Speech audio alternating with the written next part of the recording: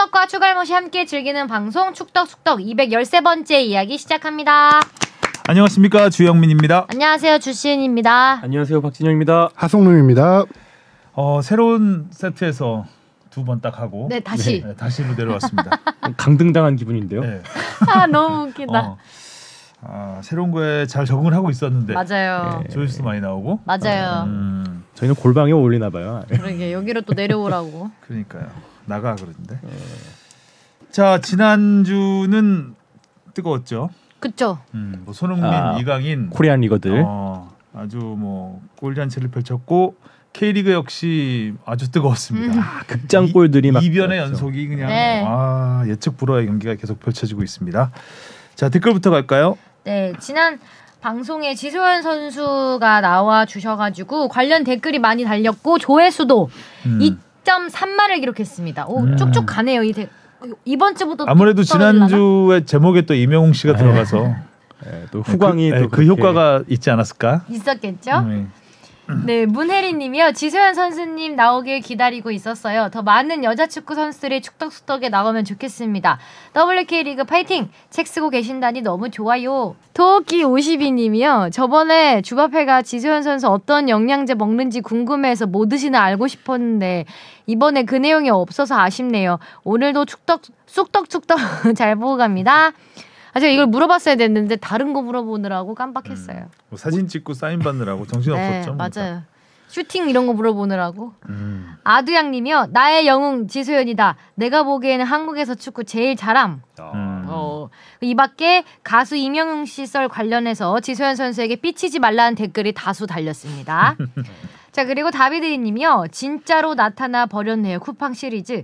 과연 쿠팡 시리즈는 미국이나 태국 같은 곳에서 치러지던 아우디컵 이하 프리시즌 이벤트 매치가 될 건지 구 성남이라 시절 피스컵이 될 것인지도 향후 궁금해집니다. 마침 A매치 상대도 떴네요. 현실적으로 유럽팀이 어렵다는 걸 알지만 2번 연속 남미 시리즈가 될 줄은 몰랐네요. 그럼 반대로 한국을 원정 초청하고자 하는 팀들은 없는 걸까요? 수익이 다르니까 안 나가려고 하시는 걸까? 돈축협회. 피스컵이 되려면 조금 더 참가 팀 수가 많아져야겠죠. 서로 이렇게 막 붙는 식으로 해서 우승컵까지 들어올리는 대회가 돼야 되는데 현재 규모로서 보면은 그렇게 초청하기는 쉽지 않은 상황이라서 이번에 두 팀 초청을 하죠. 거기다가 지금 협의 중이긴 한데 그 쿠팡과 프로축구 연맹이 그 MOU 관계예요. 그래서 아마 이번에도 협의 중인데 아직 최종 확정은 안 됐습니다. 지난번에도 말했지만 K리그 올스타 팀이 또 참가할 가능성이 있어요. 여기에요. 네. 그래서 이거는 아무래도 그냥 프리시즌 이벤트 매치로 계속 이어질 가능성이 좀 높다고 보고요. 한국 대표팀이 원정에 초청을 받았던 케이스 이거를 뭐 보면은 예전 한 1970년대 80년대 동남아시아 팀들에게 우리가 초청을 받았던 적은 있었죠. 많이 갔죠. 그때는. 그렇게 옛날까지 가야 되나요? 그렇죠. 킹스컵 이런 대회, 뭐 다이너스티컵 그렇죠. 이런 데 많이 갔었죠. 근데 이제 최근에는 거의 없는데 메르데카컵 말레이시아. 그렇죠. 낯선 이름들. 네, 낯선 이름들이죠. 그때는 뭐 매년 나갔던 대회이기 때문에 굉장히 아직도 기억에 많이 남는 이름이죠. 네. 킹스컵, 태국의 킹스컵에 본따서 우리나라는 박스컵이 있었다고 얘기했었죠. 그렇죠. 박정희의 박, 그래서 박스컵. 네. 최근 사례를 조금 살펴보면은 이걸 초청이라고 하기는 조금 애매한 부분이 있는데 2019년도 아랍에미리트에서 열린 경기가 있습니다. 우리나라 대 브라질의 A매치 평가전이었는데요. 당시에 브라질 협회가 우리를 초청한 건 맞습니다. 근데 초청이란 개념은 어떤 초청비를 좀 받고 이런 개념이었는데 그런 건 아니었고 브라질은 초청비를 안 받는 게 우리 입장에서는 그렇죠.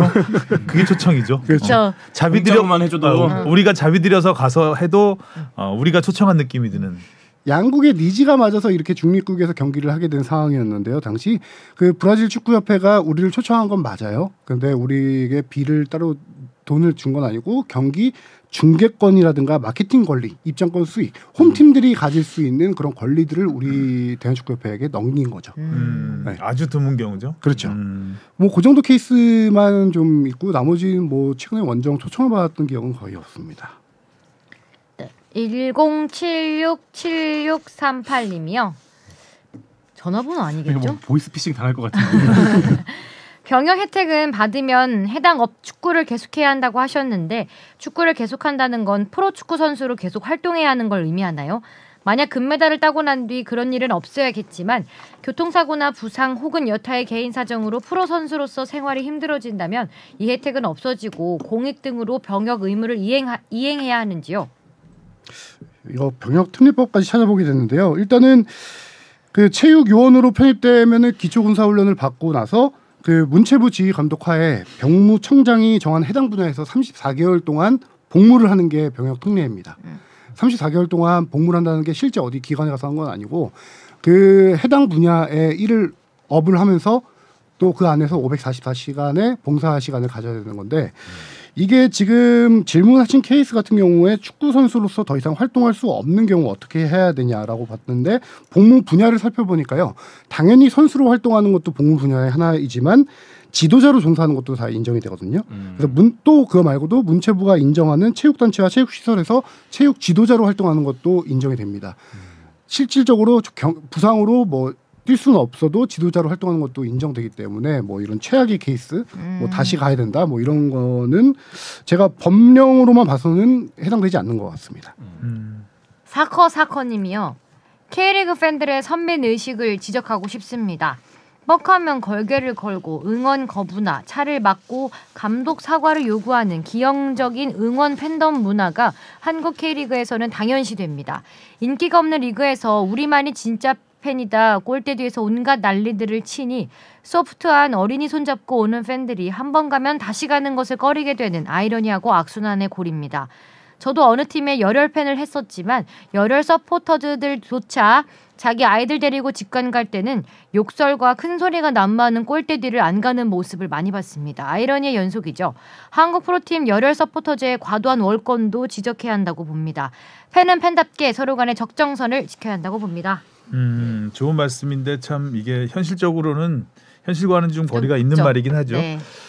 진짜 뭐 그 어떤 팀을 열렬하게 응원해서 축구장에 가는 사람들도 있지만 그냥 그쵸. 축구 경기장 가면 좋잖아요. 일단 그쵸. 분위기도 좋고 네. 탁 트인 그 잔디 위에서 뛰는 공원 올라온 것 같아요. 예, 그 모습만 봐도 약간 그 뭔가 스트레스 해소되고 이런 부분이 있는데 진짜 응원석은 안 앉게 되는 것 같아요.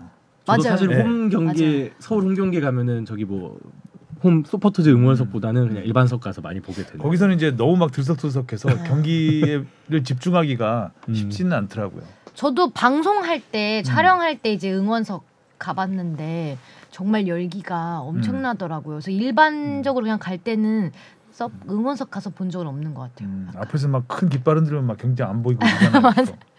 저도 개인적으로 뭐 버스 막기 하는 이런 어떤 실력 행사에 대해서는 저도 반감이 있는 사람이에요. 개인적으로 그런 거는 조금 개인적으로 잘못됐다 생각하는데 그 약간 팬과 구단 우리가 하나 돼서 이 팀을 만들어간다라는 서포터스들은 서포터스 출신이니까 약간 주인의식이라고 해야 될 것 같아요. 이게 구단이 그냥 하는 대로 능동적으로 수동적으로 끌려가는 팬 문화가 아니라 어떤 뭐 감독과의 소통이 필요하다라고 하면은 소통도 요구할 수 있는 그런 어떤 주인의식을 갖고 내가 이 팀을 같이 이끌어간다라는 거에 있을 때 팬이 그 진정한 그런 약간 열혈 팬이라고 서포터스라고 표현하셨는데 주인의식이 있다라고 하면은 조금 더 구단과 뭐 실질적으로 제가 아는 서포터스들도 구단과 많이 소통합니다. 구단 홍보팀과도 소통을 하면서 거기서 겉으로 드러나지 않지만 아래에서 물밑으로 어떤 의견도 듣고 하는 게 있거든요. 그렇게 함께 이제 팀을 운영하는 거가 이제 서포터스 문화가 아닐까라는 생각이 듭니다. 건전하게 가면 이제 그런 식으로 건전하게 좋죠. 가면 그렇죠. 좋죠. 네, 윈윈이 제일 될 수 좋죠. 있는데 이제 구단 잘 맞아야 되겠죠. 일단 이끌어가는 거는 구단이 돼야 되지 않을까. 그러니까 구단의 그 역할이 굉장히 중요하죠. 그러니까 서포터즈를 함께 아우르면서 같이 가야 되는 부분이 있는 거고 그게 맞지 않으니까 서포터스들이 반발하는 것이고 그죠? 그렇게 되면은 그렇게 큰 잡음이 일어나는 건데 그 프로라는 게 팬들이 있기 때문에 있는 거잖아요. 그럼요. 기본적으로. 네. 그런데 구단에서 팬들을 무시하면 팬들이 또 가만히 있을 수가 없겠죠. 그렇죠. 무시하면 안 돼요. 구단이 잘합시다. 잘합시다. 자 질문 가겠습니다. 무엇이든 물어보세요. Why Always Me 님이 보내주셨습니다. 안녕하세요. 항상 고품격 축구 팟캐스트 축덕숙덕 잘 듣고 있습니다. 문의사항이 생겨 댓글 남겨봅니다. 다음 달에 아르헨티나에서 열리는 U20 남자 월드컵 대표팀이 5월 초 아르헨티나로 떠난다고 기사를 통해 접했습니다. 근데 사전 답사 없이 그냥 가서 적응하고 대회를 준비하고 참여한다고 하는데 이게 사실인가요? 아무리 대회가 개최 한 달 앞두고 개최지가 먼 곳으로 바뀌긴 했고 지금 축구협회 이사진들의 인력 공백이 있다고 감안해도 연령별 대회 그것도 전에 준우승한 대회를 이렇게 허술하게 준비하나요? 지금 이 대회 외에도 여자 월드컵, 아시안게임, 아시안컵, 올림픽 예선, 월드컵 예선 등 중요한 일정들이 있는데 정말 암담합니다. 항상 방송 만들기 위해 애써주시는 축덕수덕 제작진 및 출연진 모두 감사합니다. 보면서 올해도 바쁘겠구나라는 생각이 많이 들어요. 까마득. 네. 생각하지 않고 차 있던 있다. 네. 닥치는 거 하나하나 처리해 가면서 그렇죠. 하다 보면 올림픽 예선과 월드컵 예선까지 어느덧 1년이 지나가는데 이런 식으로 다 모아놓으면 네. 많긴 많다 올해도. 정말 많네요. 그 진짜 좀 안타까운 게 개최지가 갑자기 변경되면서 축구협회 이제 김은중 호도 약간 좀 일정이 꼬였죠. 원래 예정대로 하면은 김은중 감독이 4월 말에 아르헨티나로 가서 현장 답사, 베이스 캠프를 답사하고 호텔 숙소 훈련장들을 다 답사하고 나서 돌아오자마자 최종 명단을 5월 5일에 발표하고 5월 7일 날 출국할 예정이었습니다. 원래 그 일정이었어요. 근데 출국일 예정은 똑같아요. 근데 답사 일정을 없애버렸습니다. 그 이유가 개최지가 변경되고 나서 축구협회가 피파에다 문의를 했습니다. 그럼 우리 팀이 베이스 캠프가 어디를 해야 되냐? 아르헨티나 가서. 당시 피파의 답변이 아직 아무것도 정해지지 않았다. 답사를 할 곳이 없었던 거죠. 근데 그냥 가는 거예요? 가도 너무 되는 거야? 일단 네. 준비가 안 된 게 앉을 수밖에 없군요. 우리 그렇죠. 입장에서는. 예. 뭐, 아르헨티나가 준비가 안 돼 있다는데. 개최지가 뭐, 준비가 예. 안 돼 있으니까. 가도 되는 거 맞아요? 그럼 가서 오늘 여기 방 있어요? 이러고 잡아야 되나 호텔을? 그래서 갈 수가 없는 상황이었고 이거는 다른 국가에도 똑같이 해당되는 상황이었다고 해요. 동일한 조건이네요. 네. 아르헨티나가 이 땅이 넓어서 굉장히 이동이 많을 것 같은데. 네. 그죠? 근데 일단은 조별리그 3경기를 우리나라가 다 한 군데서 합니다. 멘도사라는 지역에서 한 군데서만 하기 때문에 우리가 기존 월드컵을 생각했을 때 베이스 캠프를 두고 도시 1차전, 2차전, 3차전 열리는 도시로 이동을 하는 스케줄이 그런 스타일은 아니군요. 아니고 카타르 월드컵 때도 우리가 똑같았잖아요. 거기 하면 워낙 작으니까. 예, 카타르 월드컵 때도 우리가 같은 경기장에서 이렇게 한 경우 와서 두 번이 했죠. 그 근처로 잡았던 건데 이번 같은 경우는 그냥 경기장 근처에 이제 베이스 캠프와 훈련장이 생기는 거고요. 3경기를 다 거기 똑같은 데서 치르기 때문에 그래서 일단은 축구 20세 이하 축구 대표팀은 5월 7일 날 예정대로 출국을 하는데 네. 브라질로 들어갑니다. 직항인가? 아르헨티나 들어가기 전에 브라질 상파울루로 들어가서 거기서 5월 8일부터 5월 16일까지 사전 베이스 캠프 개념으로 거기서 훈련을 하고 거기서 브라질 현지 프로팀들과의 연습 게임을 합니다. 그래서 브라질 같은 경우는 뭐 아시다시피 아르헨티나 근처이기 때문에 시차 기후 환경도 비슷한 점이 있고요. 거기서 상대 팀들과 함께 훈련 연습 경기를 할 수 있다라는 장점이 있고 상파울루랑 멘도사랑 같은 직항 편이 있어서 일단 상파울루로 그렇게 정했다라고 하고요. 그 일단은 현재로서는 숙박 호텔과 훈련장이 나온 상태예요. 나온 상태인데 그리고 멘도사 경기장도 정해진 상태인데 피파 규정상 우리 대표팀이 경기장을 직접 밟아볼 수 있는 게 첫 경기 4일 전입니다. 5월 18일부터. 네. 그래서 대표팀은 5월 17일 날 멘도사로 이동해서 18일부터 이제 경기장 한번 밟아볼 수 있는 상황이고 훈련장이 정해졌으면 답사할 수 있는 거 아니에요? 지금 시기가 너무 늦었다. 늦었다는 거죠. 그 전에 가려고 했는데 그렇죠. 안 됐다 그건 또. 네. 그래서 상파울루 캠프에는 이제 월드컵 전에 뭐 유럽파도 있을 거고 모든 멤버들이 다 거기서 소집을 돼서 짧은 기간이지만 거기서 좀 조직력을 다진 다음에 아르헨티나로 넘어가게 되는 스케줄이고요. 이번 경우는 좀 특이 케이스잖아요. 개최지가 급하게 변경된 케이스라서 거의 A 대표팀에 준하는 수준의 행정 인력들이 좀 비슷하게 가요. 근데 지난 대회하고도 거의 그 비슷하긴 한데 뭐 파주에서 요리사도 같이 가고요. 중요하죠. 그 대신 이제 팀 행정을 담당하는 매니저를 한 명에서 기존 한 명에서 2명으로 좀 늘렸습니다. 이번에 워낙 좀 변수가 많을 많아서. 거라고 생각이 들어요. 마사지사는요? 의무 트레이너 3명. 3명. 3명. 카타르 때도 의사 3명 한 명. 갔죠. 공식적으로 3명 간 거. 공식적으로는 그랬던 것 같은데. 공식적으로는 3명 가고 3명인지 이제 4명인지 지금 기억이 잘 안 나네요. 네. 그렇군요. 딱 아르헨티나 생각하면 우리나라 정 반대편이잖아요. 딱 12시간 그렇죠. 차이죠. 그래서 선수들이 체력 관리나 이런 진짜 시차 적응 힘들겠다. 중요할 것 같은데 이런 또 변수가 또 크게 생겨서 파이팅! 아무래도 뜨거운 5월이 될 것 같습니다. 네. 기대를 해보고요. 자, 이슈 포커스. 아무래도 지난주 뭐 어제죠, 어제. 네. 네. 이강인 선수가 뭐 아주 점점 잘한다. 등급을 올리고 있습니다. 네. 완전체가 되고 있는 잘해. 분이에요. 한국에 이런 선수가 있다는 걸 보는 행복이 있는 것 같아요. 그렇죠. 손흥민 선수와는 또 다른 스타일. 그렇죠. 네. 사실상 뭐- 전례가 없었던 스타일의 그냥 유형의 외국 선수죠, 스타일은. 맞아요. 그냥 전형적으로 남미나 스페인이나 네. 남미 선수죠, 그냥. 근데 이름이 이강인이 한국인이에요. 말하는 것도 스페인어가 엄청 편하고. 그런데 중요한 건 한국인 중에서 야 이렇게 드리블을 잘하는 선수가 있어 수준이 아니라 유럽 빅리그를 통틀어서도 이렇게 드리블 잘하는 선수가 있어 할 정도의 수준의 지금 드리블과 탈압박 실력을 보여주고 있죠. 이제는 뭐 그 스피드까지 네. 네, 맞아요. 갇혔어요. 스피드까지 보여주면서 단독 돌파도 몇 번 있었고요. 상대 반칙 유도하면서 또 거기에 단독 돌파 전형적인 윙어 같은 모습도 보여줬잖아요. 네. 왼쪽으로 치고 나가면서 골라인 앞에서 크로스 올리는 그런 모습도 있었고 점점 많은 걸 보여주고 있습니다. 저는 이강인 선수 주목하고 싶은 점이 뭐 최근에 골 많이 넣고 있는 것도 그런데 이 드리블 스탯이에요. 네. 이번 경기에서 드리블을 6번을 모두 성공했어요. 100% 성공입니다. 어떻게 그러니? 예. 근데 라리가에서 드리블 성공이 69개로 라리가 선수 전체 4위예요. 그런데 여기서 주목할 점은 시도 횟수는 107개로 12위입니다. 그러니까 성공률은 1등이잖아. 성공률이 그만큼 높다는 거죠. 성공률은 1위고.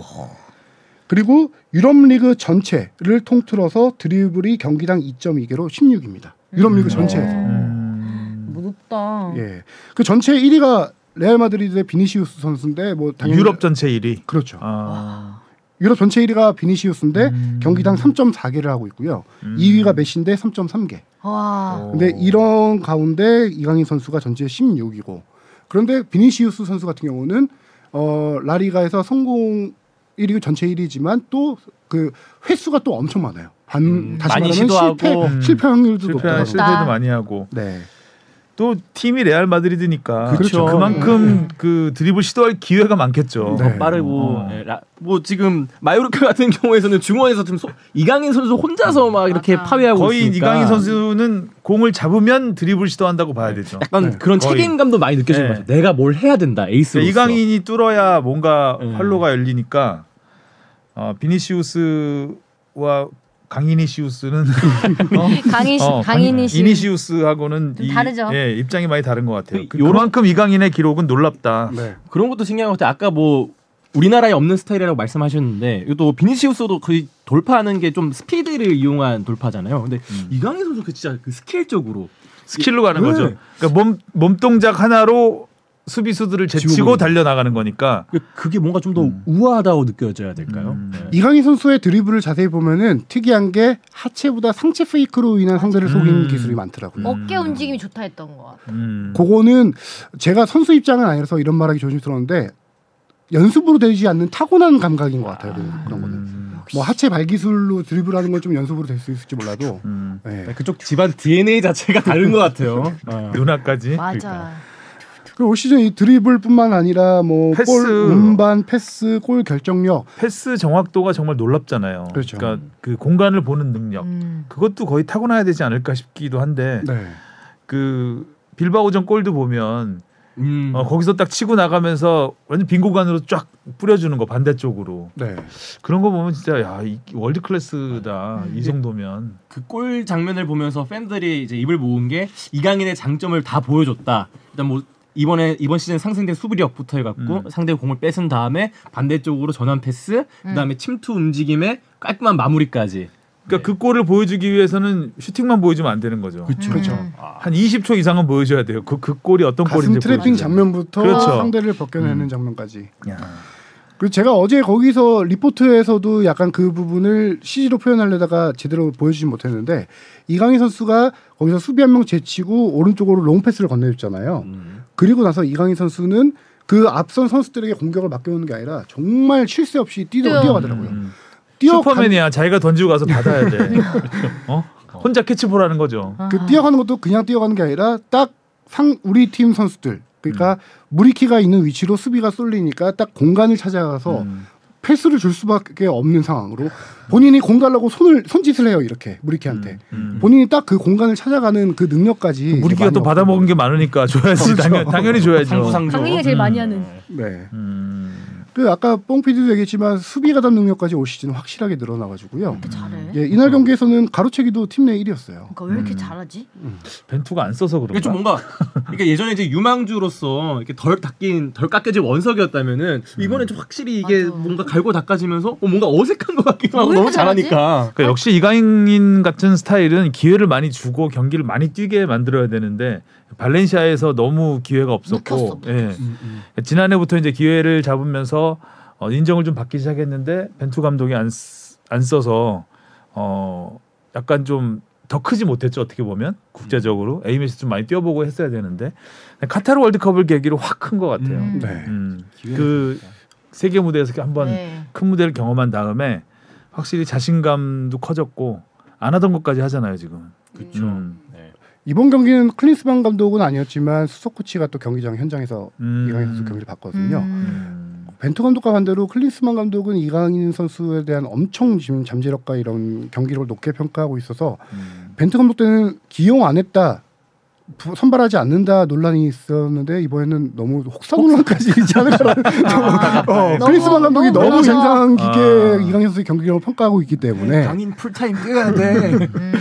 강인이 계속 부르고. 네. 자 이렇게 해서 이강인 선수는 6골에 4개의 도움으로 라리가에서는 한국인 최초로 10개 두 자릿수 공격 포인트를 올렸고요. 최근 3경기에서 3골 넣었는데 이게 기록으로 보면 그 이전 55경기에서 3골 넣었거든요. 그리고 최근 3경기에서 3골을 넣었습니다. 와. 그만큼 상승세를 딱 탔다는 거죠. 네, 무럭무럭 잘하고 있는 거죠. 공격 포인트도 2019-20 시즌부터 2개, 3개 그리고 10개로 3배 이상 성장을 했네요. 지난 시즌에 비해서.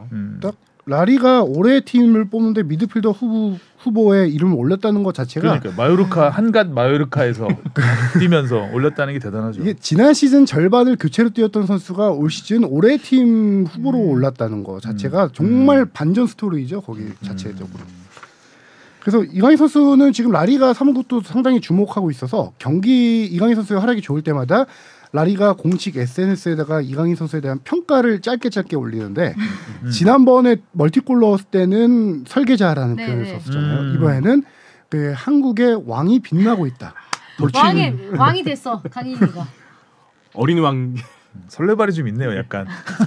근데 라리가가 좀 좋은데. 이러니까 어색해요. 예전에 프리미어리그는 워낙 우리 팬들한테 또 익숙하니까 친숙하니까 뭐 이런 글을 올려도 뭐 그런가 보다 하는데 라리가 스페인에서도 이렇게 우리나라에 대한 그런 게 있나 왕이 싶기도 빛나고 하고. 있다. 아무래도 이 강을 좀 킹이라고 이렇게 벚꽃이 네, 네, 휘날리는 네. 사진을 왜 게시했지? 약간 이미지를 이쁘게 뭐 만든다 그런 거 벚꽃은 같긴 일본의 한데. 꽃인데. 그렇죠. 그럼 그래도 뭐 옆에 한글로 이강인이라고 달긴 했더라고요. 그래요? 네. 그리고 아기레 감독의 기자회견 멘트도 상당히 인상적이었던 게 이강인 선수에 대한 평가가 나오자마자 나는 선수에 대한 평가하는 걸 좋아하지 않는 거 네 다 알고 있지 않냐. 그런데 팬에 대해서 평가하잖아 그 사람은. 그렇죠. 한국 팬에 대해서 한국 팬에 대해서 이제 왜 그런 말안 한국인 하시겠죠? 때문에 우리가 낮 경기를 이렇게 많이 해야 되냐. 낮 경기에서 골 넣었잖아요 이번에. 그런데 이강인 선수에 대해서 자신이 부임한 이후 거의 1년 동안 가장 최근 본인의 최고의 경기력을 보여주고 있다. 매 경기 실력을 입증하고 있다. 중요한 건 기복이 있는 게 아니라 항상 높은 수준의 경기력을 그러니까요. 유지하고 요즘에는 있다. 기복이 없어요. 근데 이강인 선수 골이 터지고 그 다음에는 마요르카가 무지하게 터졌잖아요. 빌바오한테. 와 정말 비긴 것도 잘했다고 할 정도로 굉장히 원사이드 점유율이 70대 30으로 뒤졌어요. 와. 요새 그러니까 슈팅 수가 16대 9였고 막판에는 진짜 정말 특히 이강인 선수 나간 다음에는 정말 정신이 없었죠. 예전에 이제 손나골이라고 손흥민 나가면 골 먹힌다 이랬었는데 여기도 이제 강나골 수순으로 가는 거 아닌가. 그러니까 이강인을 빼고 이제 수비에 집중하려고 했는데 너무 터지니까 결국 추가 시간 거의 마지막 끝나기 직전이었잖아요. 오히려 수비 강화도 좋은데 그렇게 시간을 끌어야 되는 경기에선 이강인 선수처럼 볼을 지켜내줄 수 있는 선수의 또 역할이 중요한데 그게 좀 아깝죠. 이강인의 하이라이트는 진짜 뭐 그냥 마요르카의 하이라이트인 것 같아요. 네네. 보면. 이강인 선수 지금 이적설이 계속 제기되고 있죠. 네. 아틀레티코 마드리드와 지금 뭐 최근에 나오고 있는 건 토트넘 얘기까지 나오고 있는데 토트넘은 말리던데 사람들이 조금 뜬금없었어요 조금. 가지 말라고 하던데. 예전에 토트넘 그 영입설 매체도 좀 처음 들어보는 매체인 것 같은데, 그죠? 제가 매체까지는 파악 못했는데 네. 여러 군데서 나오긴 해요. 여러 군데 나왔어요. 예. 그래서 근데 이제 신기한 거는 영국 언론이든 그쪽 스페인 언론이든 예전부터 토트넘에서 한국 선수를 영입하려고 하면은 꼭 손흥민 선수를 걸고 넘어가더라고요. 맞아. 예전에 김민재 선수 영입설 나왔을 때도 손흥민 맞아요. 선수가 큰 역할을 할 것이다. 금물살 타다가 그렇죠. 이번에도 만나서 손흥민 선수의 존재가 이강인 좀 영입하는데 토트넘 도움되지 않겠냐 이런 전망도 많이 나오고 있는데 일단 계약 기간은 2025년 여름까지예요. 이강인 영입하고 손흥민 떠나는 거 아니에요? 그럴 가능성도 있겠죠. 바통 터치. 안녕. 근데 이제 이강인 선수는 바이아웃이 있는데 그 정도 바이아웃은 이 정도 빅클럽들이 충분히 지를 수 있는 수준이다. 이강인 정도라면 그렇죠. 뭐 아스톤빌라, 뉴캐슬, 벌리, 브라이튼, 토트넘, 뭐 애틀레티코 마드리드 지금 빅클럽들, 네임드 클럽들이 지금 많이 붙고 있는 상황입니다. 자, 손흥민 선수는 참 일단 콘테 나가고 막 골을 넣고 있는데 토트넘은 계속 망가지고 있고 답이 없습니다. 토트넘은. 저렇게 두 자릿수 득점을 했는데 그것도 7시즌 연속. 탈 콘테 효과일까요? 팀은 졌어. 이게 콘테 감독이 나간 다음에 손흥민 선수의 지금 경기 스탯을 보면은 경기로 6경기에서 4골이에요. 좋네. 우리가 이전에도 여러 차례 얘기했지만 콘테 감독이 경기된 손흥민한테 이후에 수비를 안 시키니까 그렇죠. 안 시킨다고보다는 부담을 줄여주니까 손흥민은 골을 넣고 수비수는 골을 먹고 그렇게 되는 게 아닌가. 그렇죠. 약간 포지션 변동을 얘기했는데 손흥민 선수가 사실상 지금 거의 투톱처럼 뛰고 있죠. 그렇죠. 최전방에서 뛰고 있고 손흥민 선수가 콘테 감독 시절에는 많이 내려와서 오히려 페리시치보다 아래 평균 포지션이 아래인 경우가 많은데 지금은 페리시치를 내리고 손흥민 선수 올리고 반대로 오른쪽에 있는 클루세스키 선수를 좀 더 아래쪽으로 배치하는 약간 수비를 그쪽에 부활을 주고 공격. 왜냐면은 예전에 손흥민 선수 내려봤는데 공격이 안 터지잖아요. 클루세스키가 골을 많이 넣지도 않고. 그러니까 오히려 반대로 골 결정력이 좋은 손흥민 선수를 올리고 클루세스키에게 약간 그 역할을 조금 주면서 내리는 지금 현재 그런 상황인데 손흥민 선수가 살아났지만 진짜 팀은 망가지는 상황. 진짜 이거를 기어코 지더라고요. 이렇게 따라왔는데. 저는 사실 전반 3대0 보고 잤거든요. 이거 뭐 또 이렇게 되는구나 했는데 그걸 3대3까지 만들었는데 근데 나중에 스코어 보고 뭐야 이랬더니 결국 안 보는 게 맞았구나. 그런 생각이 들게 만드는 스코어. 6경기에서 지금 경질된 후에 6경기 1승 2무 3패예요. 근데 이 경기에서 손흥민 효과로 인해서 득점은 11골. 6경기 11골이면 나쁘지 않잖아요. 그렇죠. 2골 정도 되는데 실점이 무려 17점. 경기당 37점. 6경기에서 17실점이요? 네. 콘테 효과. 거의 3골 가까이 먹히는 건데. 그러니까 참 극과 극으로 나뉘네요. 먹힐래 아니면 넣을래 둘 중 하나만 골라라. 꼭 둘 중 하나 골라야 되나요? 둘 다 고르기는. 네. 손흥민 선수 이번 골이 저는 되게 인상 깊었던 게 오랜만에 보는 라인 브레이킹 골이었어요. 손흥민 선수가 뒤에서 로메로 선수가 볼 찔러주기 전에 이제 오프서볼 움직임을 보면은 나가려다가 타이밍이 안 맞으니까 다시 돌아와서 라인을 보면서 옆으로 뛰어요. 앞으로 뛰는 게 아니라 옆으로 뛰다가 볼 패스 나오는 순간 라인 브레이킹을 하거든요. 진짜 우리나라 K리그에서 김승대 선수가 잘하는 그런 라인 브레이킹을 진짜 오랜만에 했다는데 이때 뭐 퍼스트 터치, 그다음에 순간적인 스프린트, 골 결정력까지 3박자가 딱 어울려졌던 골이고 제가 최근에 주목하고 싶은 거는 콘테 감독이 경질된 이후에 손흥민 선수 스탯을 한 가지 좀 비교해봤더니 드리블이 늘었어요. 손흥민 선수가. 네. 그전 콘테 감독 있던 시절보다 지금 최근 경기당 드리블이 30%가 늘었더라고요. 스탯이. 손흥민 선수가 그만큼 자신 있게 본인의 이제 앞으로 뛸 공간도 많아지고 맞아요. 네, 자신 있게 플레이를 하고 있다는 얘기겠죠. 근데 우리 모우라는 불쌍해서 어떻게 해요? 너무 짠하더라고요. 거기서 왜 참 그 백패스 뭐라도 그러고 싶어서 그런 거 아닐 거예요. 뭐라도 해보고 싶어서 약간 백패스를 했구나. 뭐라 연민의 캐릭터인 것 같아요, 진짜. 뭐라 욕 많이 먹던. 공격수가 풀백으로 지난번에 들어가자마자 퇴장당해서. 그렇죠. 이번에는... 그래도 한국 내든 뭐 수섬이든 모우라에 대한 여론은 그래도 괜찮은 게 챔피언스 리그에서 그쵸. 몇 년 전에 네, 결승 올라갈 때 그때 까방권 얻었으나 그렇죠. 준결승 해트트릭으로 슬슬 얘기 사라지고 있어요. 그쵸. 봤었거든요. 지금. 힘내보라. 유효 기간 다 된 것 같아요. 네, 네. 대방권. 네. 히샬르송은 왜 벗은 거야? 왜 벗은 거야? 왜 벗고 춤 왜 춘 거야? 진짜. 입자마자 골 먹었잖아요. 벗었다가 입자마자. 이상한. 그러니까 저는 이제 하이라이트로 이 경기를 다시 봤는데 그 비둘기 세리머니하고 막 우통을 깠잖아요. 결과를 알고 이거를 보니까 진짜 결과를 알고 이걸 보니까 너무 허든 수밖에 안 나오더라고요. 왜 벗은 거야? 업보는 돌아온다. 히샬리송이 이번 그러니까 리그에서 단 한 골인데 세리머니로 경고받은 게 2번인데 한 번은 골 넣고 세리머니 했는데 옵사이드로 취소가 된 거잖아요. 아니, 주체가 안 되나 근데 봐. 옵사이드 취소했으면 경고도 취소되지 않나? 어떻게 되죠? 저는 그냥 그대로 남아 있어요? 우통은 깠으니까. 이건 벗은 건 돌이킬 아. 수 없는 거 아니에요?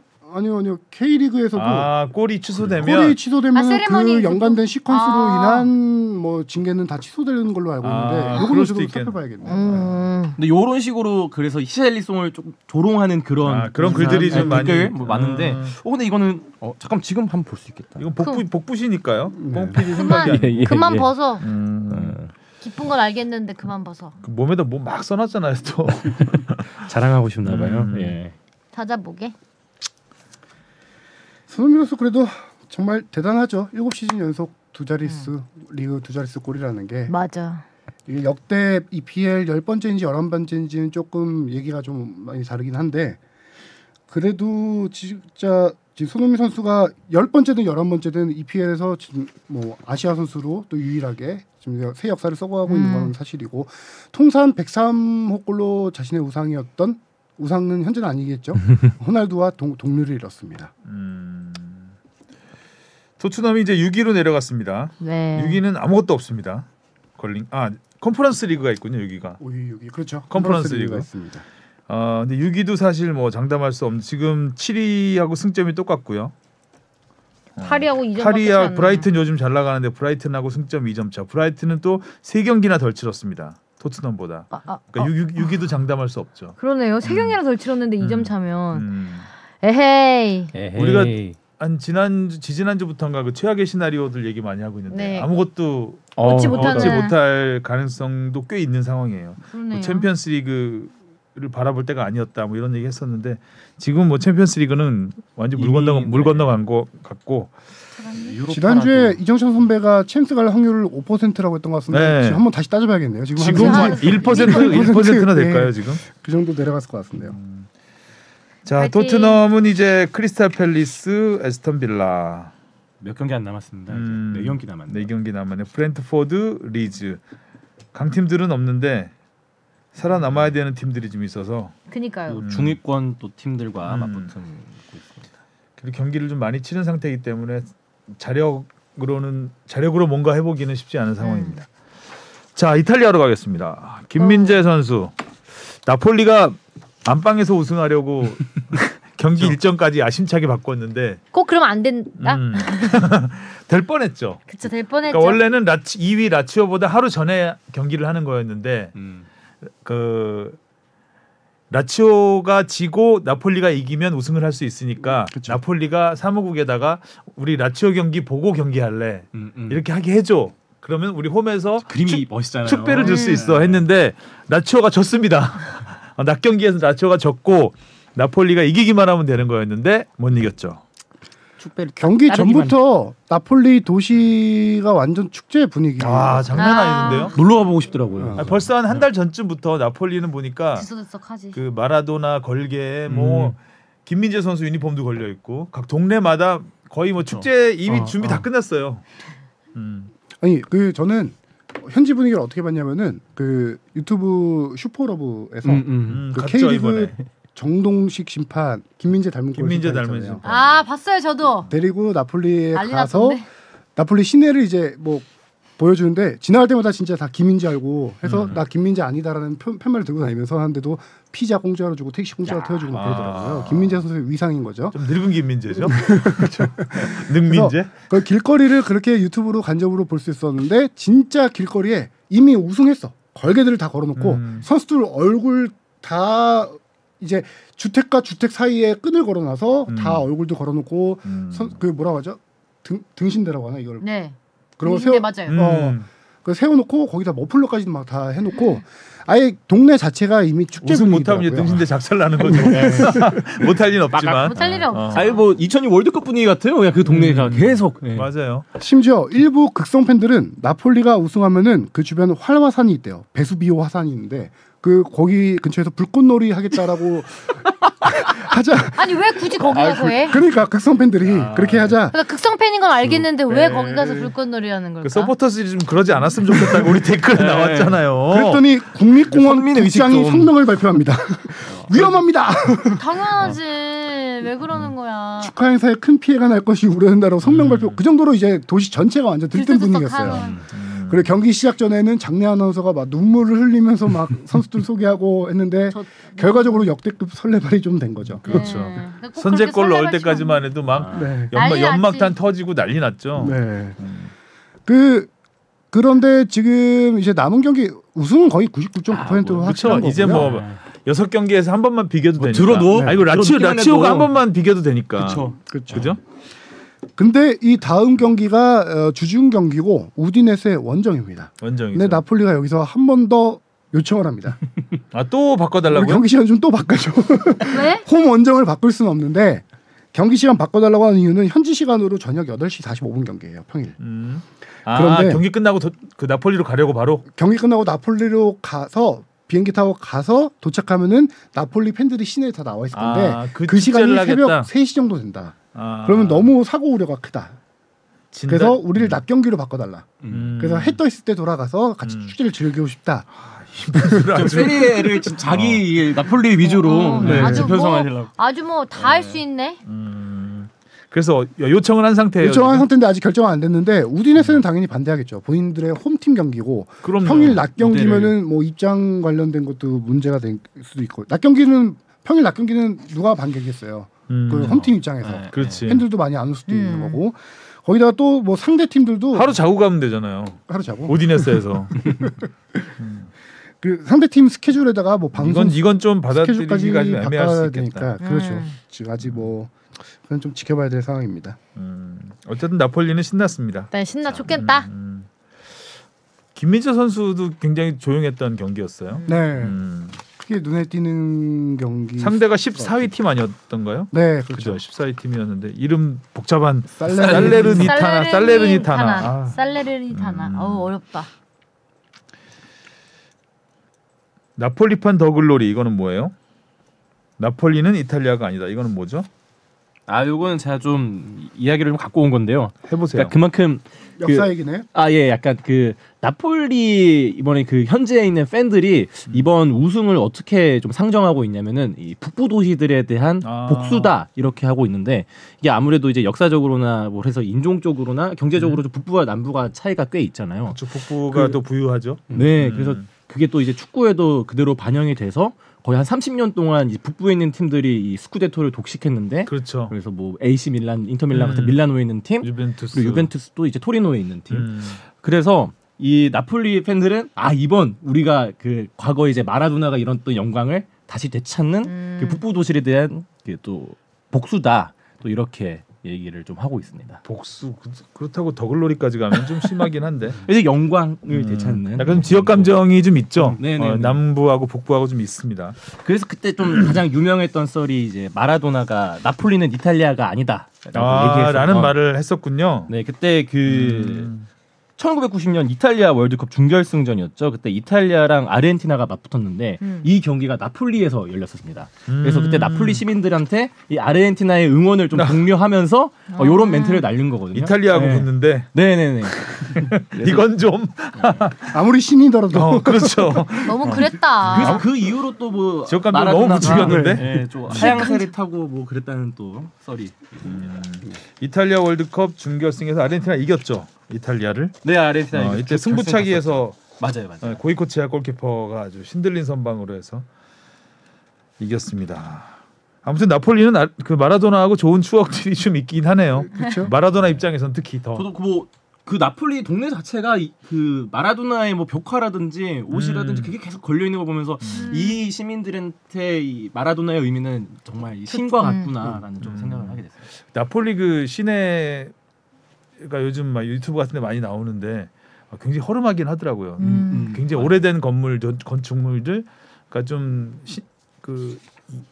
옛날 영화 찍기 좋은 장소, 맞아요. 그죠? 로케이션 장소, 로케이션 장소 같은 느낌. 그래서 좀 개발이 좀 덜 된 느낌이 좀 있었습니다. 뭐 다음 주면은 뭐 우승을 하겠죠. 자, 그리고 K리그. 야, 극장골에 울고 웃었다. 이제는 뭐 다중위권이에요. 네, 다중위권이에요. 너도 나도 중위권. 예. 너도 나도 중위권. 울산 압도적인 하위네. 압도적인 울산과 압도적인 수원 삼성을 삼성. 빼면 네. 다 중위권입니다. 고만고만해요. 독일객이.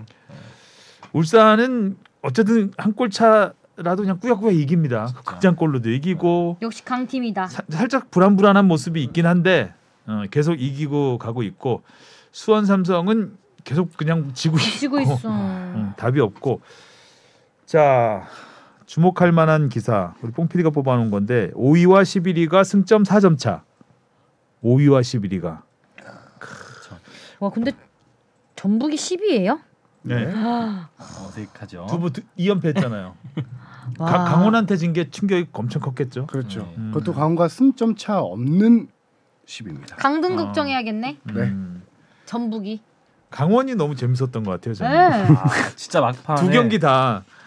그러니까 웃음이 나왔던 것 같아. 마지막에 그 전북 그 종료 직전에 네. 그 양현준 그 네. 돌발 굉장히 길었잖아요. 돌발. 그 상황 자체가 그쵸 뭐볼 뒤에 가는 것부터 해서 달려가고 그 뒤에 쫓아가는 전북도 참 코믹했고. 네. 그러니까 홍정호 선수도 물론 맞아. 이게 판단이 좀 바로 안 설 수는 있긴 하겠지만 이게 바로 양현준 선수를 따라잡았어야 되는데 그런 아쉬움도 야, 있고. 그렇게 이기는구나. 그리고 너무 좋아하시니까. 그러니까 최영수 감독 막 난리 난리 났잖아요. 나셨잖아요. 야, 전북이 이렇게 무너질 수 있구나. 오랜만에 모셔볼까요? 이기셨는데. 그러네. 깜빡 잊고 있었다. 이현승 연결돼 있습니다. 자, 심판 판정은 존중해야 합니다. 우리 현준이 살아났어. 야, 양현준은 진짜 진짜 살아났어요. 살아왔어. 오랜만에 양현준이었어. 두 경기 다 양현준 선수가 뭐 그렇죠. 거의 공격 굉장히 큰 포인트에. 역할을 했죠. 지난번 서울전 같은 경우도 거의 하프라인 뒤에서부터 60m 이상 달려가서 박상혁 선수의 골을 도왔던 그쵸. 그게 시즌 첫 공격 포인트였던 네. 걸로 기억을 하고요. 살아나야 돼. 이번 전북전에서도 또 비슷하게 많이 이제 몸싸움을 벌이고 다시 몰고 와서 그 마무리 능력 칩슛으로 칩슛으로 날리는 정말 침착하게. 그렇죠. 골키퍼가 앞으로 나오는 상황이었기 때문에. 네. 그리고 굉장히 오랜 시간 뛰어왔기 때문에 지칠 수 경기 경기 수도 막판. 있고 약간 그런 좀 잘못했다가는 방향이 빗나갈 수도 있는데. 야. 그 양현준 선수가 솔직히 시즌 초반에 많이 좀 부진했었죠. 예, 여기서 이때는 성대모사 아니었죠? 성대모사를 안 하려고 해도 그냥 예. 최영수 감독이 묻어 있네. 강원 얘기하니까. 제가 들어갔다 나갔어요. 윤수 감독님. 그 강원의 문제 올 시즌의 문제가 쌍포 양쪽 양쪽이 측면. 맞아. 골 넣을 사람이 없는 거죠. 김대원과 양현준 선수가 지난 시즌에 워낙 잘했는데. 확실한 역할을 해줬기 때문에 파이널 A까지 갈 수 있었는데 음. 시즌 초반에 두 선수가 너무 부진했었습니다. 음. 그런데 그래서 부진해서 최용수 감독이 심지어 김대원 선수를 선발해서 한 3개, 4경기 전부터 제외를 했었어요. 그러니까 시즌 시작할 때 기준으로 보면은 양현준, 김대원, 디노, 외국인 선수 디노까지 3톱을 구성했었는데 그 3톱이 다 빠질 정도로 아예 선수 구성을 좀 바꿀 때도 있었고요. 그러다가 이제 양현준 선수가 지난 경기 조금 살아나고 그 김대원 선수가 전북전에서 양현준 선수에게 패스 찔러준 게 김대원 선수입니다. 그 골이. 그래서 그 두 선수가 조금씩 이제 살아나면서 강원의 공격력이 조금씩 올라오고 있는데 강원의 희소식은 녹음 기준으로 어제 화요일 저녁에 유일하게 FA컵을 경기를 했습니다. 2부 리그 청주팀하고 FA컵 경기를 했는데 강원 3불로 연기된 경기였어요. 그 경기에서 드디어 김대원 선수가 골맛을 봤습니다. 이거 다시 살아나나? 네. 거기다가 디노 선수의 어시스트로 김대원 선수가 그 골 넣어서 강원이 공식전으로 보면 지금 3연승이네요. 4연승이죠. 그렇죠. 승부차기 끝에 승부차기 끝에 이겼는데 어떻게 보면 3연승인데 이제 강원이 지금 그렇게 살아나고 있는데도 최용수 감독의 멘트를 들어보면은 우리 팀은 아직 팀 컨디션이 좋진 않다. 그래서 우리가 원하는 축구를 제대로 할 수 없는 상황이라서 우리는 아직도 여전히 계속 선수비 전술을 계속 가져가야 된다라고 얘기를 하더라고요. 거물들만 잡았어요. FC 서울하고 전북. 아니, 그렇죠. 뭐 서울은 마지막에 좀 그 심판 분이 좀 아쉬웠죠. 예, 오심으로 지금 결정이 감독은 나요. 못 들었어요. 심판 판정을 존중하자고 존중해주잖아. 네, 그건 이제 추후에 KFA에서도 오심으로 판명을 딱 했으니까 우리 사라진 아무튼 뭐 승점 1점. 강원이 운도 네, 경기 그쵸. 일부니까 네. 운이 따라준 거죠 뭐. 예. 살짝 반칙 같긴 했어요. 경기 딱 저거 잡아당긴 거 아닌가 괜찮은가? 싶긴 한데 괜찮은가? 또 라는 다시 생각은 보니까. 했었는데 어느 경 전북전이요? 서울전? 서울전. 아 서울전. 서울전 그 극장골. 근데 엄밀히 보면 잡아 당긴 게 아니라 동료에게 걸려 넘어진 거더라고요. 예. 동료에게. 네, 동료에게 걸려 서민 선수가 동료에게 걸려 넘어진 거고 그래서 오심도 파울 아닐 뿐만 아니라 오심의 큰 문제 중에 하나는 이미 지금 플레이가 진행 중인 상황에서 팔로세비치 선수가 슈팅하기 직전에 휘슬을 분 게 문제예요. 휘슬을 안 불고 골 들어간 상태에서 휘슬을 불었다면 VAR 판독 대상이 됩니다. 근데 슈팅을 하기 직전에 파울을 지적했기 때문에 VAR 판독 대상이 안 돼서 판독을 못 한 거예요. 그래서 또 그래서 그게 파울이다 오심을 아니다를 확인할 수가 없었던 거죠. 운영이 좀 아쉬웠던. 네.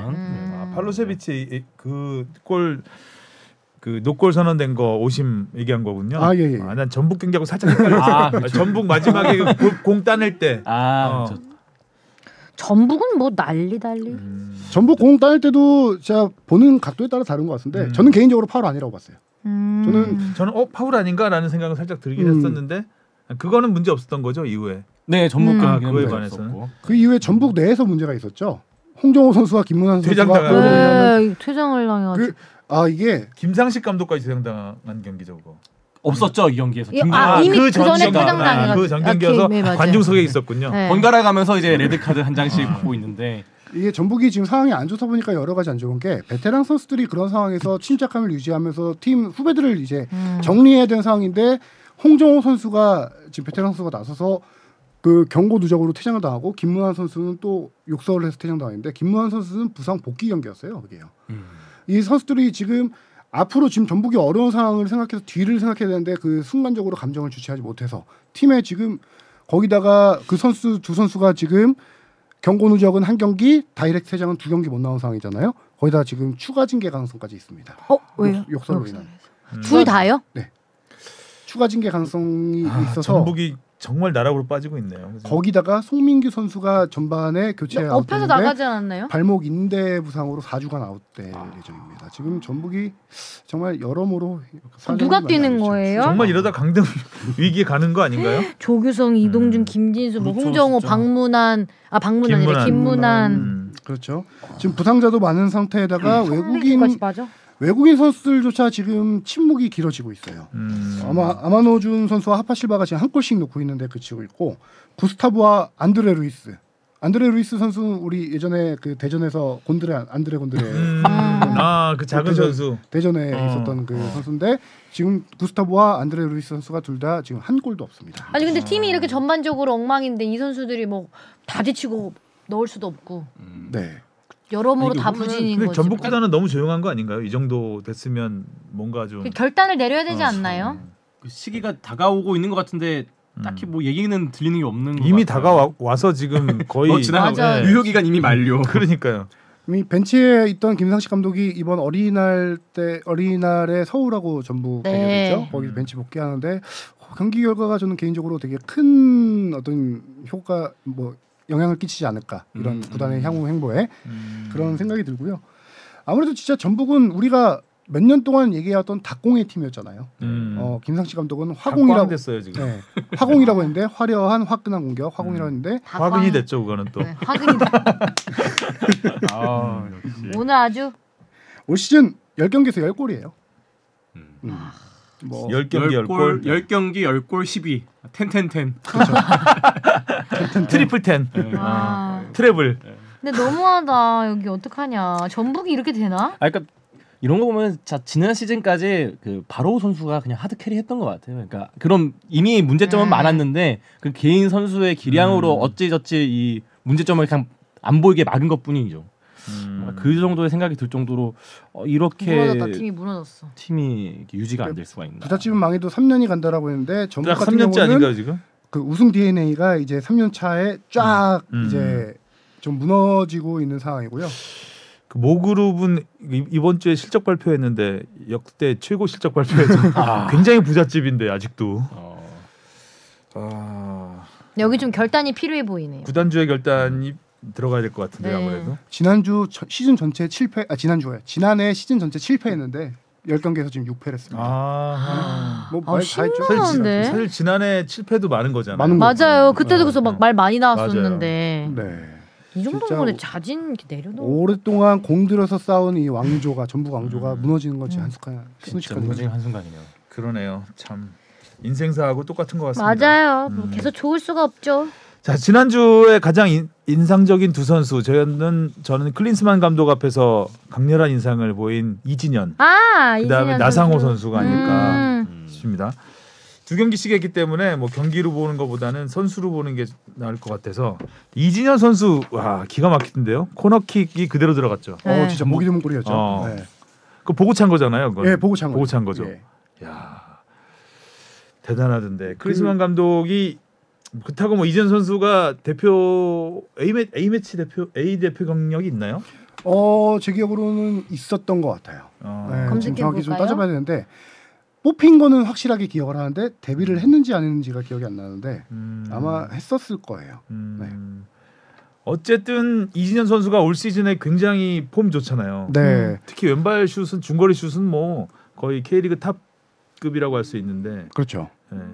굉장히 어떻게 보면 클린스만 감독도 한번 써보고 싶은 생각이 들 것 같아요. 충분히 왼발잡이라는 뭐 당연히 특수성도 있겠지만 이진현 선수가 지금 킥력만 우리가 좀 보이는 거는 킥력, 슈팅 이런 것만 볼 수 있는데 이진현 선수가 중간에서 공간 창출 패스해주는 능력이 상당히 또 뛰어난 선수거든요. 또 체력도 굉장히 좋고. 그럼요. 활발하게 뛰는 선수고 충분히 클린스만 감독도 저는 이번에 선발할 가능성이 충분히 있다고 생각합니다. 눈도 땅땅땅. 곧 있으면 발표하죠. 아직 좀 멀었나? 6월 20 며칠이었나요? 20 며칠이니까 2주 전에 발표하니까요. 6월 초 정도 되겠네요. 이진현 선수 국대 4경기 뛰었었네요. 4경기. 청소년 때 좀 청소년 때 잘해서 잘했던 선수였고요. 아마 기회를 좀 받았던 것 같네요. 지난 시즌 대전에서 워낙 폼도 좋았고 활약이 좋아서 이진현 선수가 예전에 유럽에 잠깐 한번 다녀온 적이 있었죠. 오스트리아 리그에서 뛰었던 걸로 기억을 하는데 유럽에 갔다 왔다가 대전 돌아와서 지난 시즌에 유럽 재도전을 재도전을 노렸었는데 유럽 가서 직접 테스트를 받았어요. 본인이 자청해서 유럽 팀에 가서 테스트를 받았고 물론 거기서 좀 안 되게 돼서 돌아와서 유럽 어디요? 제가 지금 정확히 기억이 안 나요. 빅리그는 아니고 우와. 빅리그는 아니었습니다. 뭐 오스트리아나 뭐 이런 정도 될까? 그런데 가서 테스트 받고 돌아와서 뭐 대전은 기다려줬어요. 이진현 선수가 거기서 뭐 되면은 이진현 선수 유럽으로 가겠다고 하지만 돌아오면 대전하고 재계약하겠다고 해서 대전 돌아와서 올 시즌에 또 1부에서 좋은 활약을 보여주고 있죠. 대전이랑 잘 맞는 거. 그렇죠. 팀과 케미가 좋은 거죠. 서로 그렇게 위해해주고 돌아오고. 대전 돌풍에 뭐 지금 맞아요. 선두주자라고 할 수 있죠. 그다음에 나상호 선수. 나상호 선수가 이렇게 골을 잘 넣었었나? 그러니까요. 최근에 뭐 거의 날아다녀. 네. 갑자기 뭐 어깨가 또 잔뜩 올라간다. 아니 뭐 현 시점 가장 K리그에서 폼이 제일 좋지 않나 뭐 그런 생각이 들면서 좀 너무 잘하니까 걱정돼요. 왜요? 해외 진출할까봐. 해야지.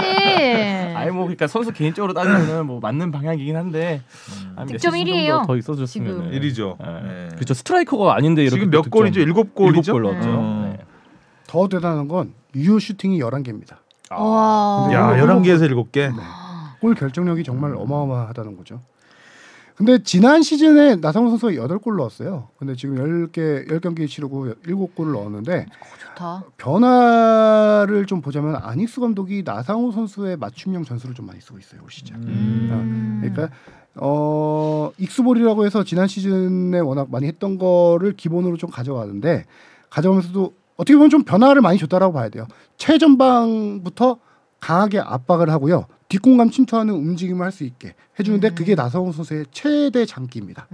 나상호 선수 활동량, 그 다음에 발기술 있는 선수, 그 다음에 또 뒷공간 침투 이 세 가지가 좋은 선수인데 이 선수에 맞춰서 지금 팀 전술을 약간 아닉스 감독이 계속 짜고 있는 상황이고 그러다 보니까 나상호 선수가 지금 진짜 한마디로 전성기를 맡고 있는 거죠.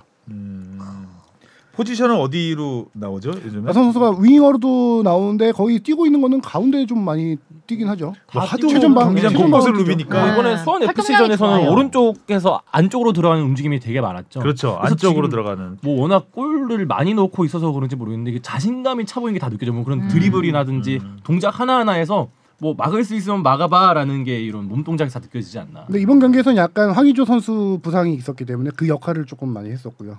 네. K도 잘 차더라. 좀 더 공격적으로 나왔던 거죠. 자 반면에 수원 FC는 4경기 연속 무패 행진을 달리다가 주춤 크게 패했습니다. 3대 0으로 졌으니까요.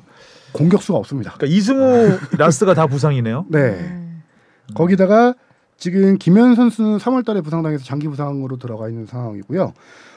뛸 지금 공격수가 없다 보니까 플레인 코치 양동현 코치가 양동현 언제 선수가 플레인 코치가 딱 하루 훈련하고 경기에 나왔습니다. 어떡해. 뛸 공격수가 아이고, 없어요. 아버지. 앞에가 완전 다 대구의 그 부상으로 이용래 그래서 선수인가요? 네, 거기는 이용래 대구. 이용래 선수와는 조금 다른 게 이용래 선수는 아예 플레인 코치로 플레인- 계약을 했죠. 플레인 코치로 계약을 해서 약간 플레인 쪽에 팀 훈련을 다 소화하고 플레인 쪽에 맞춰져 있는 코치예요. 이용래 선수. 그래도 배는 좀 나오셨던데. 그렇죠.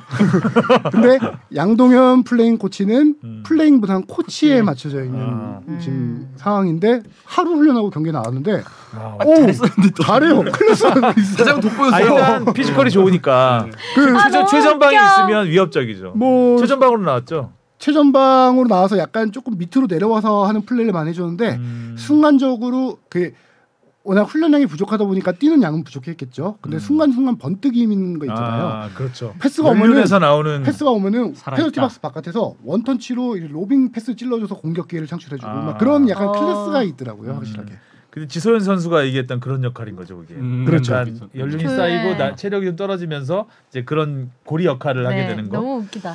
심지어 근데 수원의 선수가 없다고 참네. 예전에 그 타지키스탄 그러니까 80년대였던 것 같은데 타지키스탄이 우리나라에 그 평가전을 하러 왔어요. 대표팀하고. 근데 타지키스탄에 선수가 없어가지고 코치들이 뛰었던 경우가 있거든요. 그때 골키퍼가 사리체프였어요. 타지키스탄의 골키퍼가. 그래서 거기서 보고 그러니까 사리체프가 거의 미친 선방을 했죠 그때. 신의 손. 신의 손. 네. 네. 그랬던 경험이 있는 기억이 있는데 아무리 그래도 이렇게 없나? K리그에 선수가 없다고 코치가 하루 훈련하고 경기에 나오는 거기다가 공격수가 없으니까 수비수를 최전방 공격수로 선발로 기용했어요. 이날. 난리네 여기. 거기 한 명은 공격수 2명을 기용했는데 김도균 감독도 뛸 수 있지 않나요? 아직 몸 좋던데 보니까. 배가 좀 간단한 나와서 무게감은 좀 있으시죠. 그래서 좀 짠한 게 또 수원 두 팀이 좀 비교가 됐죠. 이 수원 삼성에서도 염기훈 선수가 올해 염기훈 선수 첫 선발 출전을 했는데 이게 좀 뭔가 이게 변화 그리고 반전을 좀 꾀하고 싶었으나 이렇게 염기훈 선수의 선발 기용이 그렇게 또 빛을 발휘하지는 못했죠. 네, 하여튼. 수원 FC야 뭐 시민 구단이니까 그렇다 지원이 없어서 선수가 없다 치더라도 수원 삼성은 반도체가 안 팔려서 그러나요, 요새? 난리다 여기도. 선수가 없어요. 네. 염기훈 선수 좀 부록의 플레인 코치인데 그러니까요. 뛰어서. 자, 김병수 뭐 감독이 다시 수원 같은 경우는 지금 이번 주 내에 새로운 감독을 발표할 건데요. 뭐 후보로 올랐던 사람들 중에서는 뭐 김학범 감독도 있었고 정경준 감독도 있었고 김명수 감독도 있었는데 김명수 감독으로 거의 이제 내정이 돼서 코칭 스태프를 꾸리고 있는 수준이고요. 저는 여기서 주목할 점은 수원이 그동안 수원 삼성 기조가 리얼 블루였죠. 그렇죠. 순혈주의. 예전에 김모 감독, 차범 감독 이후로는 거의 수원 레전드 출신들만 데려와서 사령탑에 앉히고 이제 선수는 없는데 감독 후보들은 많은 팀이죠. 어떻게 보면은 수원 레전드의 선배 리더십으로 계속 팀을 이끌어 왔었던 케이스죠. 근데 이제 그 기조에서 벗어나서 김병수 감독을 실질적으로 마지막 뭐 변수가 어떻게 될지 모르겠지만 발표가 된다라고 하면은 이건 상당히 큰 변화라고 생각하는 게 그 기조 벗어난 것뿐만 아니라 이 감독 스타일을 봐야 됩니다. 이 감독은 병수볼이라고 우리 다 알잖아요. 그렇죠. 전술 지략가예요. 이 수원 삼성이란 팀이 혹시나 2부 리그로 강등을 당하더라도 장기적으로 이 팀을 다시 몇 년 동안 만들 수 있는 감독을 저는 영입하는 거라고 생각을 하거든요. 이번에 이 선택은 저는 나쁘지 않다고 생각해요. 김병수 감독은 검증이 됐죠. 그렇죠. 어느 정도. 네. 일단 K리그 1부 리그에서 검증이 된 감독이기 때문에 근데 부담감은 이제 엄청 수원 삼성이 2부 리그 내려가는 거는 상상을 네. 못했던 일인데, 그죠? 좀 지금- 안타깝네요. 아 진짜 승점을 이점 너무 못 어떡하죠? 벌어. 승점 2점. 10경기 동안 2점. 너무 안 좋은 상황에 그러니까 오시는 거 아닌가요? 승점 2점이니까 이거- 10경기 했으니까 몇무 몇 패구를 이것도 알 수 있는. 2무죠. 딱. 그쵸. 딱 네. 2무하고 다진 거죠. 승점 이거 보면은 이제 어떡하죠? 스코어를 알 수 있는. 근데 어느 정도로 지금 상황이 안 좋은 거냐면요. 5연패에 빠졌죠. 일단 수원이 5연패에 빠진 데다가 10경기에서 승점 2점인데 K리그 역대 최저 10경기 기준 최저 승점 타입니다. 그러니까 이렇게 안 좋은 상황에 병수를 그 전 팀이 어느 팀이요? 뭐 2020년에 타이. 인천이 있었고요. 인천이 그렇죠. 인천은 저러고 살아남았나? 인천은 맞아. 그 전으로 가면 2011년 강원, 뭐 2003년 제주, 2001년 전북. 전북도 그렇고. 2001년. 예. 초창기에는 뭐 전북은 최강희 감독 부임 전에는 그냥 하이콘 팀이었죠. 그런 어. 팀이었죠.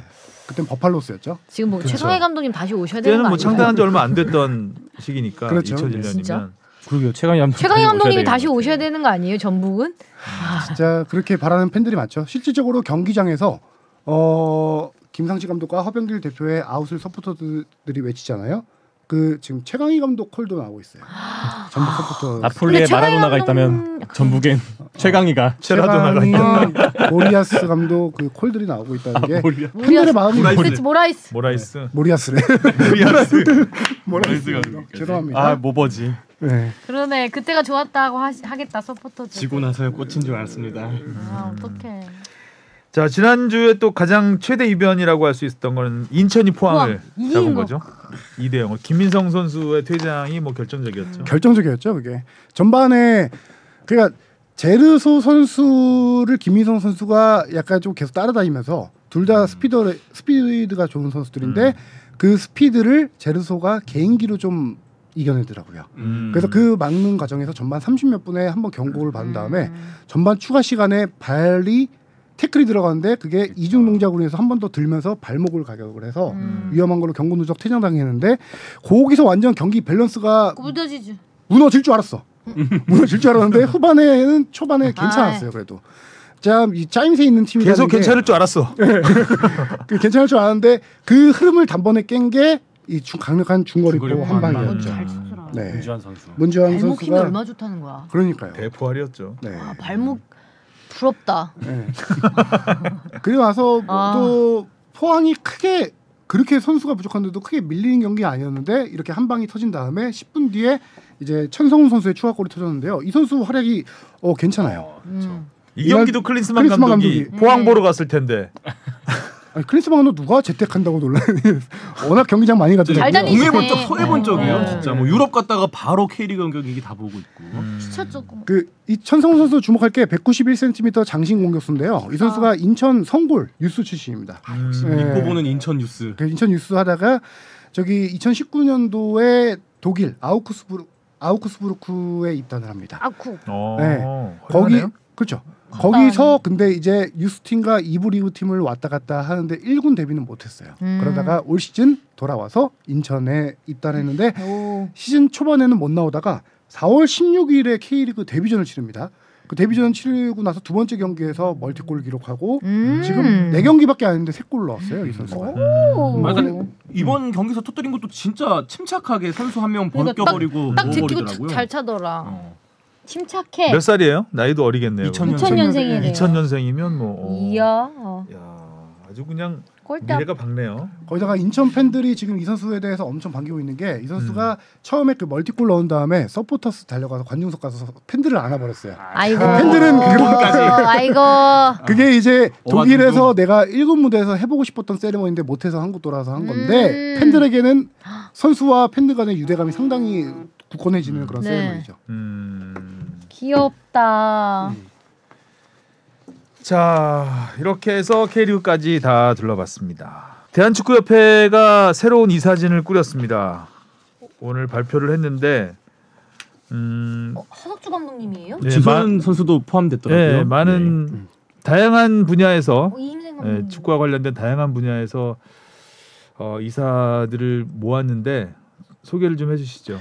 가장 특이점은 전무이사를 폐지했다라는 거예요. 전무이사는 그동안에 축구인 출신들의 전유물이었고 약간 그 축구인들과 축구협회 행정의 가교 역할을 하던 자리였는데 그게 뭐 어떤 축구인들의 민원 창구 역할로 좀 전락한 게 아니라는 비판도 많이 있었죠. 근데 그 자리를 전무이사 제도를 폐지를 하고 상근 부회장 자리를 만들었는데 이 자리에 전문 행정가 출신인 전 문체부 2차관 김정배 전 차관을 이제 영입했습니다.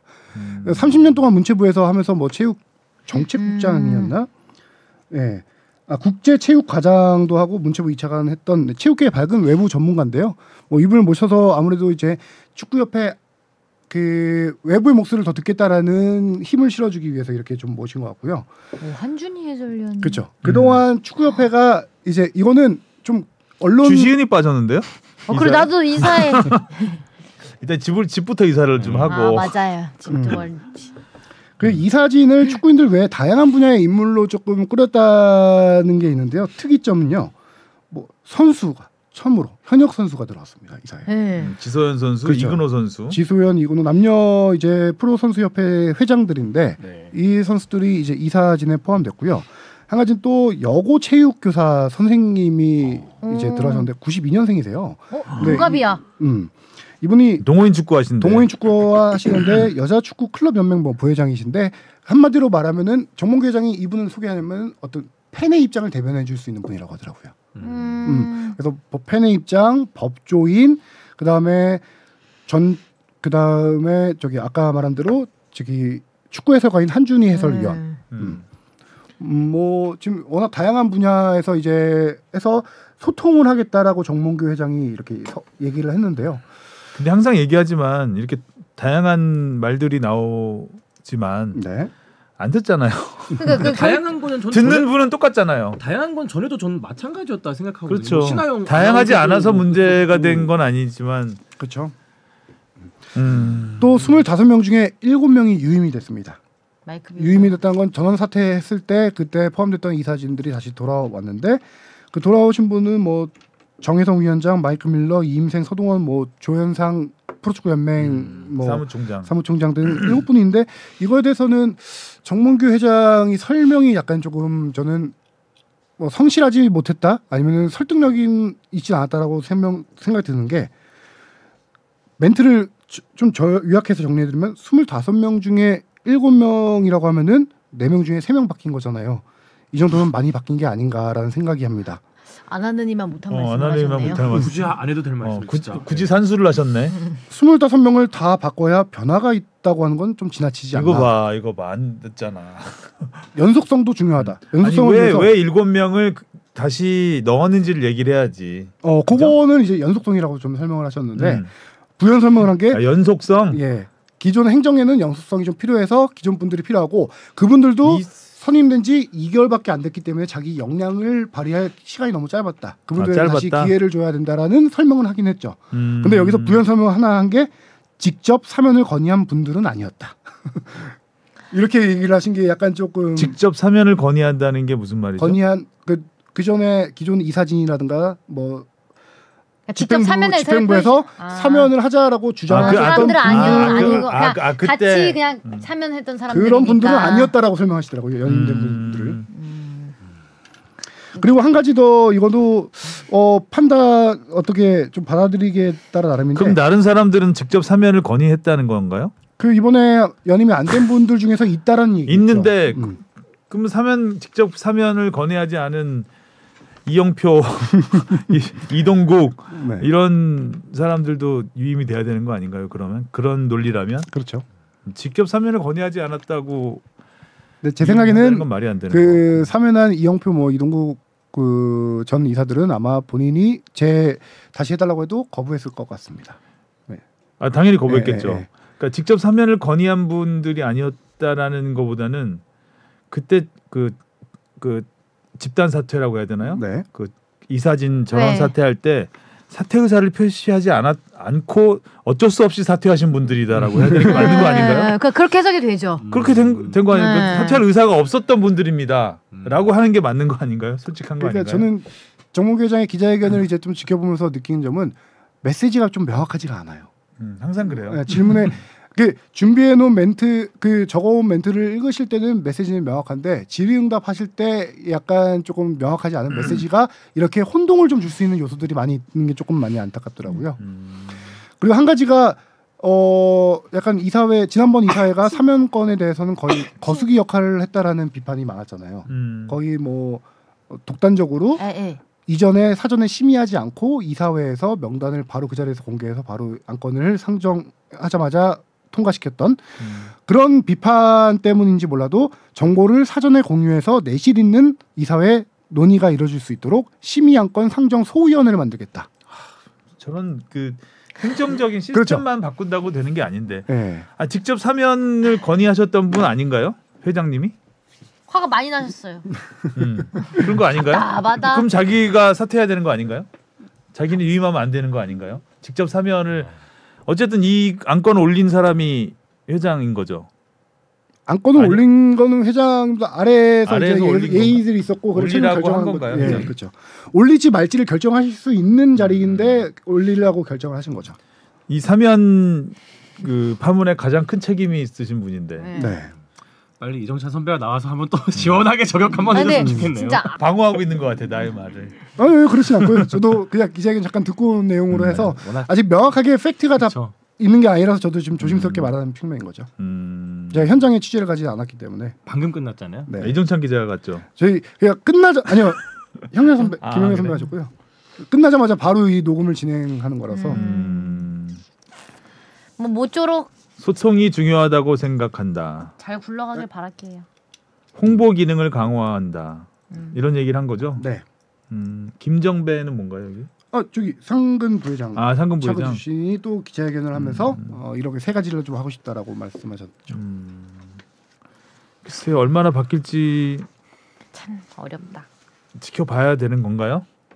봐야죠 뭐 봐야죠, 어떡해요. 뭐. 우리가 힘이 볼 있나요? 수밖에 없지 뭐. 여기서 그냥 우리끼리 막 우리끼리 호통치고 이러면서 해야 되는 건가 봐요. 계속 보시는. 우리도 저기 안 되면은 주시은이 없어 주시은이. 종로회관 앞에 가서 걸게 걸고 버스 받게 하고. 그때 진영이 보고 하라 했잖아요. 범악하죠 범악. 네, 이번에 하세요. 만약에 또 그러면. 자 오늘은 여기까지. 다음 주는 개인적인 일정이 좀 있어서. 네. 한 주 쉬어가겠습니다. 그런가요? 네. 자 오늘 수고하셨고요. 다음 주에 만나요. 안녕. 안녕. 고맙습니다.